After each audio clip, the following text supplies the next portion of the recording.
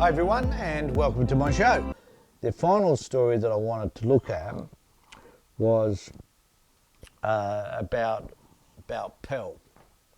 Now, I don't think I have all that much to say about this apart from the fact that some bit at the beginning and then some other stuff which comes out of this which I find quite fascinating, and that is that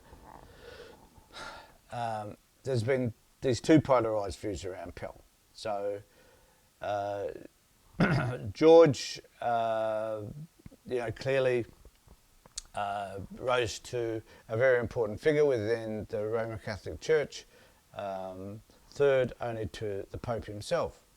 Quite an attainment. Do Australians need to be proud of that? Not necessarily. If you're not a Catholic or if you're an atheist, you couldn't give a rat's ass. So for some people, though, apparently, it was pretty important. But what his legacy is more about the way he dealt with child abuse issues than anything else. I talked about this in a previous video, so I won't go over that again. But what is interesting to note is that those that support him come out with a perspective that I find quite fascinating. And in this particular article, they talk about it. So, it's fair to say that a lot of people didn't like Cardinal George Pell. I'm not sure why. Well, there are plenty of reasons, and if you don't know those reasons, you're an idiot. As my brief encounters with the man were perfectly pleasant. Now, I can understand that you meet somebody on occasions and they're pleasant, genuine, thoughtful, maybe even compassionate to you at the time. Now, that doesn't mean they're not a murderer or a sexual assaulter or violent or abusive. It's just the way they presented to you at the time. However, this person seems to have defined how they think and feel about Cardinal Pell in those terms, that he is a lovely man, because on her brief encounter with him, he was, fantastic. Well, he was a convicted pedophile, the anti-brigade will splutter. Yes, he was. No one can dispute that. That is the way it turned out. The Cardinal's conviction was unanimously overturned by the High Court, which noted the significant possibility that the person had been wrongly convicted. Yes, because George Pell also had the best in King's Counsel now, but he had the best that anybody could buy. Now, anybody else convicted of pedophilia, I need to say, is unlikely to have had the resources that Pell would have had in order to have taken that matter to court, particularly the High Court, to have it appealed, because that would cost hundreds of thousands of dollars.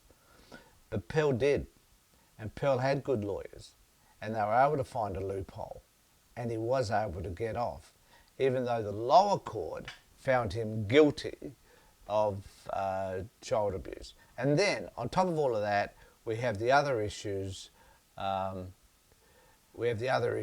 were really about him knowingly supported pedophiles in the past, and having relationships with those people, and doing nothing about child abuse at Ballarat, and being a dickhead, which he was. So all his behaviours indicated that this man wasn't as holy as what he pretended to be. And just finally, Cardinal George Pell was very thoughtful and very compassionate, so I'm told. There are many people out there who would argue totally different, that because of his behaviour, he was far from compassionate, far from understanding. He wasn't any of those things. Now, I just made a note further down in this, and it just says, blame the media. So the whole article then, now blurting about how fantastic Pell was, how compassionate, understanding, all that crap. At the end of the day, it was the media who were responsible for his downfall.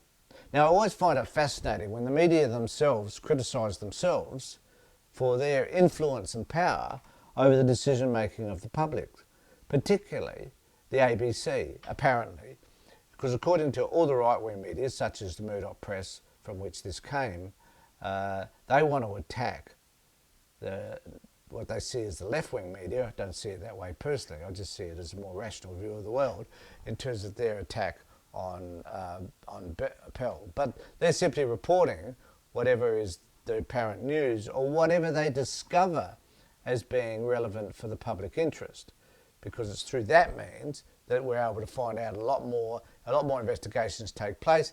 ABC 7:30 report in particular have numerous occasions where they've actually highlighted issues that were of interest to all of us, and then there's been a police investigation following their own investigation into certain matters. So what we have here with Pell is a man who clearly aspired to be the highest position that he could within the Catholic Church, a man who perhaps on occasions was compassionate and understanding, whatever, but in the meantime had behaved in ways which had concealed child sexual abuse, he himself being accused of child sexual abuse and then being able to pay to the highest court in the land to get off. That's what happened. Now, if you're a person who has been abused, there is no way in the world you can't see George Pell as an abuser or someone who made excuses for and chose to do nothing about the abuse that were committed by the clergy. That itself is blame. And that's not the media. That's people who were affected by the decisions that he made that brought about the terrible lives that they've had to lead as a result of his inaction. So, if you want to contact me, please go to my website, which you can now see. You can email me at this particular address.